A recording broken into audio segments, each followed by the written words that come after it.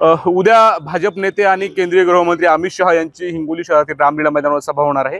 या विषयाची माहिती नसली आपल्यासोबत इथं भाजपचे हिंगोली विधानसभेचे उमेदवार आणि आमदार तानाजी मुटकुळे साहेब, उद्या सभा होतीये रामलीला मैदानावर, तयारी कशी सुरू आहे, किती गर्दी जमणार आहे?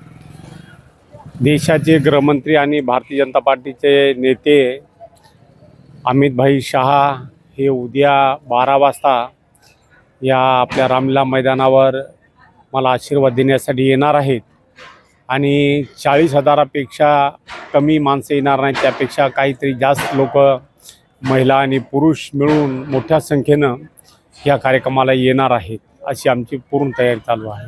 बरं, मला हे सांगा, उद्या अमित शहा यांच्यासोबत कोण कोण इतर राज्यातले नेते येणार आहेत, कोण कोण बडे नेते येतील, कसे काय जे यजमान येणार आहेत पाहुणे त्यांची काय? पाहुणे अजून काय माहिती नाही मिळाली आम्हाला। बरं, कोण येणार? पण शहासाहेब तर येणार 12 वाजता बरोबर। बरं, यांच्या व्यतिरिक्त मराठवाड्यातले काही नेते उपस्थित राहतील का? जिल्ह्यातले काही उमेदवार वगैरे काय कसं? नाही, जिल्ह्यातले उमेदवार येणार ना, तिघे बी आम्ही संतोषराव बांगारा असोत, आमचे वसमतचे उमेदवार नवघरे जे असोत ते येणार।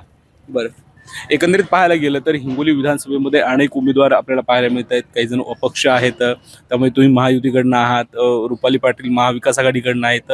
आव्हान कुणाचं वाटतंय? कोण उमेदवार तुम्हाला थोडं टफ जातील, जड जातील? तिघही बी सारखे उमेदवार आहेत, वंचित बहुजन आघाडी असो, अपक्ष भाऊराव पाटील असो किंवा आघाडीचा उमेदवार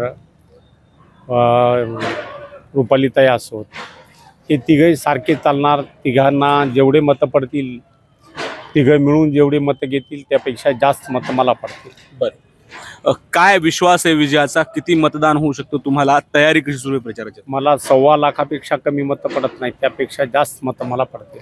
निश्चित। तर हे आहेत भाजपचे महायुतीचे हिंगोली विधानसभेचे उमेदवार। 1.25 लाखाहून अधिक मतदान मिळेल असा विश्वास त्यांनी एबीपी माझाशी बोलताना दिला आहे। कॅमेरा पर्सन आयांसह माधव दिप्ते, एबीपी माझा, हिंगोली। एबीपी माझा, उघडा डोळे बघा नीट।